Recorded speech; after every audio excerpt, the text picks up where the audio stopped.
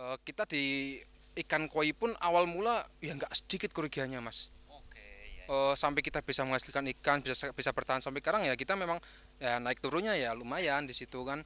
Awal kita punya indukan banyak mati semua karena kita belum bisa perawat nanti ikan koinya.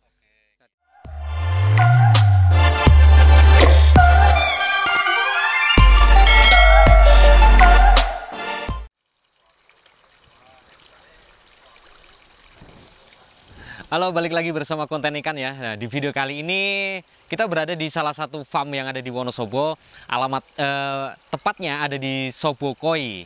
Beralamat ada di Desa Wonokerto, Kecamatan Leksono, Kabupaten Wonosobo. Oke. Di sini terlihat sangat sederhana sekali dan sangat simpel sekali farmnya. Nanti kita tanya-tanya dan ketemu sama ownernya dari Sobokoi ini. Kita tanya lebih detail kenapa memilih konsep yang seperti ini dengan hanya kolam plastik, nggak ada kolam permanen sama sekali, tapi bisa menghasilkan kualitas dari ikan koi yang bagus. Oke, ikuti terus setiap perjalanannya, dan jangan lupa buat kalian yang baru menemukan channel ini untuk di like, komen, dan di subscribe cuy.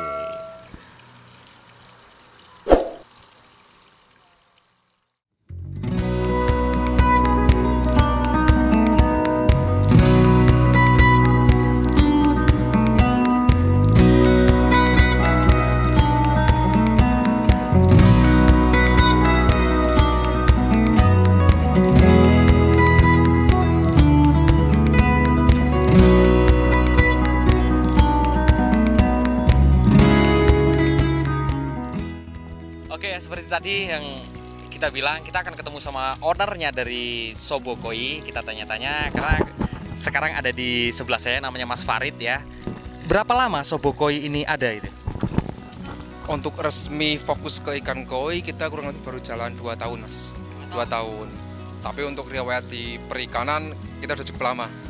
Kurang lebih udah hampir ada sekitar 15 tahunan ya.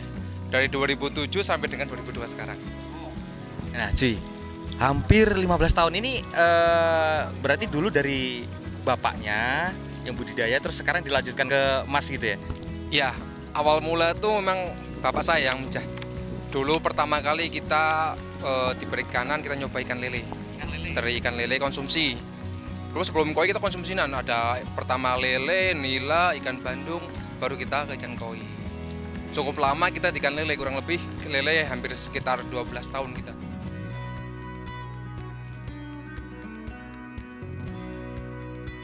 Oke Mas, nah ini setelah dari budidaya ikan konsumsi, kenapa Masnya itu lebih memilih untuk beralih ke ikan koi? Alasannya kenapa Mas?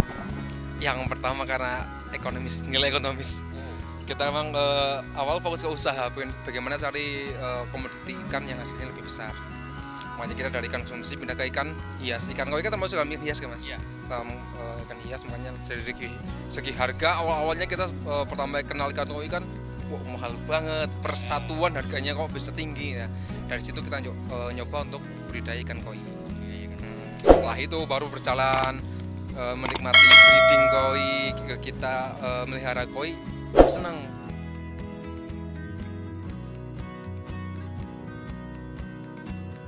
Nah ini Mas, kalau pertama kali untuk memijahkan sendiri itu dari mana ilmunya Mas? Nah, pengalaman memijahkan kita udah lama, cukup lama. Ikan-ikan konsumsi dari ikan lele, nila, ikan bandung itu kita metode pemijahnya hampir sama semua, hampir sama. Cuma tinggal beda rentang waktunya aja.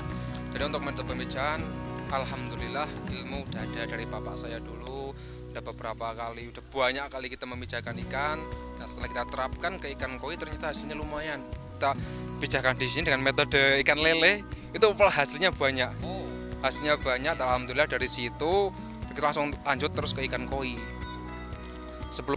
Oke, jadi ada yang unik dari Sobokoi itu adalah bagaimana sih Masnya ini mengcombine antara pemijahan lele dan koi itu ternyata hampir sama, dan malah hasilnya di sini khususnya di Sobokoi itu lebih bagus dengan metode pemijahan lele diterapkan di koi. Ya mungkin setiap farm itu pasti punya cara dan trik sendiri-sendiri ya untuk mengatasi itu. Nah ini Mas, kalau budidaya ikan koi itu kan hal yang paling utama adalah kualitas air, Mas. Nah, bagaimana dari Sobokoi ini memanajemen air biar koinya itu sehat-sehat, Mas? Memang nggak bisa dipungkiri ya Mas, kita bermain di air, kita main ikan, otomatis yang pertama kita jaga adalah kondisi airnya. Terutama ikan koi memang pengaruh terbesar adalah di air. Nah, kalau di farm kita di Sobokoi, alhamdulillah sumber airnya kita langsung ke sumber air ketoknya gitu ya. Ketoknya dari sini, alhamdulillah kondisi air udah bagus, sudah stabil. Nah, terus untuk perawatan air yang udah di sini kita seringnya pakai metode alami. Jarang-jarang kita pakai obat-obatan. Iya. Begitu pengobat pas ikan sakit, kita pengobatan pun jarang pakai yang obat-obatan kimia. Kita pakai alami semua. Terus untuk menjaga air, selain kita pakai garam udah ilmu umum lah ya, rahasia umum gitu ya. Nah, selain itu kita pakai daun ketapang juga. Daun ketapang. Nah, daun ketapang kan identiknya untuk ikan cupang. Ikan cupang untuk biar warnanya bagus dan sebagainya. Ternyata setelah kita pakai ke ikan koi yang awalnya hanya sekedar nyoba-nyoba, ternyata bagus Mas. Untuk jaga kesehatan, jaga kondisi air biar stabil, pH-nya stabil. Itu ternyata kok bagus dipakai ketapang. Terutama untuk pencegahan dan pengobatan.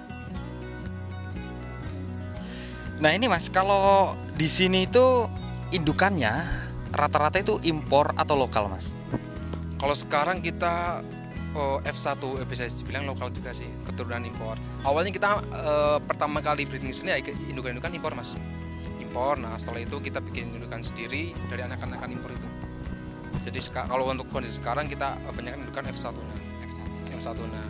Tapi walaupun F1 insya Allah kita nggak kalah dengan impor Mas. Dengan menjaga kualitas ikan di sini, terus bagaimana cara budidayanya di sini, insya Allah ya kualitas nggak kalah dengan ikan ini. Rata yang dipijakan itu ukuran berapa, Mas? Kalau untuk jumlah kita udah pasang-pasang nih Mas, setiap indukan kita udah kita lock sesuai dengan pasangannya. Soalnya untuk menghasilkan anakan bagus-bagusan kita beberapa kali mijah, beberapa kita ganti-ganti pasangan. Nah, kalau sekarang yang udah kunci sekitar 7-8 pasang Mas. 7-8 pasang, rata-rata ya 60 up, ya 55 up ke atas lah. Itu untuk indukan kita. Makanya kita bisa menghasilkan baik ya kita udah. Kan kalau indukan masih seperti ini. Masih airnya masih keruh juga. Karena nggak ada filter sama sekali di situ. Nah, kalau di tempat kita untuk indukan itu kita bisa antara jantan dan betina. Tadi kita pertama seleksi, udah yang ketahuan mana jantan mana betina, kita langsung pisah antara jantan dan betina.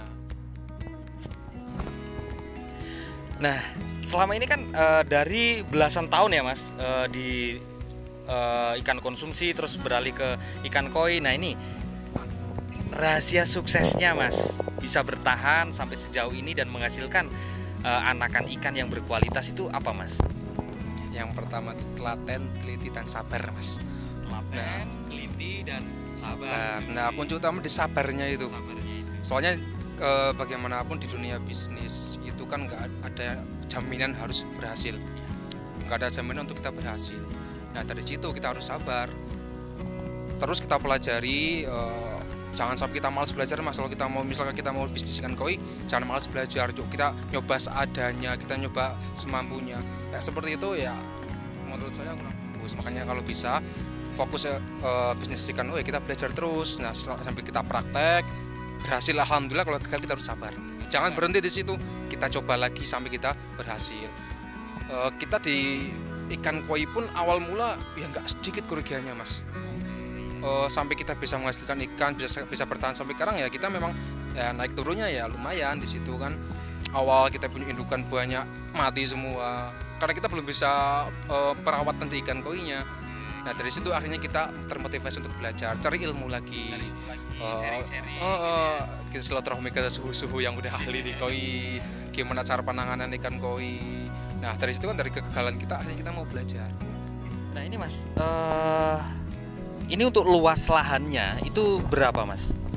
Untuk luas lahan, untuk kita total kolam kan ada sekitar 14 Mas.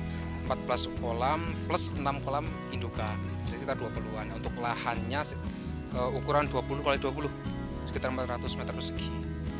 Itu untuk rata-rata kolam ukuran sekitar 7 kali 3 sama 13 kali 3. Jadi lahan 400 meter kita ada 20 kolam. Nah ini Mas, yang dijual di sini selain ini kan saya lihat tadi ikannya itu indukan, terus yang pembesarannya itu kok nggak terlalu banyak Mas. Yang dijual di sini tuh cuman burayak atau juga sama anakan juga Mas? Atau tergantung pesanan juga? Nah, untuk awal kita kan memang dulu di tempat Sobokoi ini udah terbackground untuk fokus ke pembibitan. Jadi kebanyakan di sini tersedia untuk bibit-bibit yang burayak. Nah, kalau untuk kolam pembesaran sampai saat ini belum ada. Tapi ada beberapa mitra di situ. Tapi untuk di sini kita fokus ke pembibitan, breeding. Ya, jadi produk utama kita di sini ikan koi burayak yang kecil ukuran 1-2 cm kita jual gelasan Mas di situ. Jadi kalau mau di sini kok nggak ada ikan yang gede-gede ya, memang kita fokusnya kecil-kecil. Tapi misalkan perlu ikan gede, insya Allah kita siap menyediakan. Siap menyediakan juga ya? Iya, insya Allah siap menyediakan. Kita mau ukuran berapa, insya Allah kita bisa. Kan di sini memang nggak ada ikan gedenya, tapi kan dari mitra yang beli bibit dari sini, kan kadang ada yang jual kita beli kembali ke sini. Oke. Dari ukuran 20, ukuran 30 sampai ukuran 40 cm kadang di sini ada. Misalkan ada permintaan ukuran gede, insya Allah siap melayani di sini. Iya. Nah, Pesen dulu. Request indukan bisa, tapi kan jadwal pemijahan kan nggak bisa continue setiap bulan ya. Benar. Ada rentannya di situ. Nah, makanya misalkan ingin indukan yang bagus atau indukan yang pernah dia beli ya harus nunggu dulu minimal lah 3-4 bulanan baru kita bisa breeding lagi dari waktu terakhir kita breeding gitu. Nah ini kalau untuk marketnya dari Sobokoi sendiri, market burayaknya itu cuman sekitaran Wonosobo atau mungkin luar kota atau sampai pernah ke luar pulau Mas? Sekarang alhamdulillah kita baru mencoba keluar kota Mas. Area timur ke Solo, Jogja, bahkan Blitar, Tulungagung pun pernah ada yang beli burayak ke sini sampai dengan Sidoarjo. Kalau luar pulau belum, kita memang belum bisa untuk melayani pengiriman luar pulau. Jadi sementara kita batasi untuk ke luar kota, untuk lingkup Pulau Jawa saja. Ada sebuah pelajaran yang paling berharga dari kita berbincang sedikit sama Mas Farid tadi ya. Tidak ada sebuah kesuksesan tanpa kegagalan. Karena segala sesuatu itu butuh proses untuk belajar. Dan saat kita merasakan pahitnya sebuah kegagalan, saat kita memetik manisnya, itu akan terasa lebih manis. Oke, ikuti terus videonya dan jangan lupa buat kalian yang baru menemukan channel ini untuk di like, komen, dan di subscribe. Di video selanjutnya kita akan tanya masalah harga-harga di Sobokoi. Oke.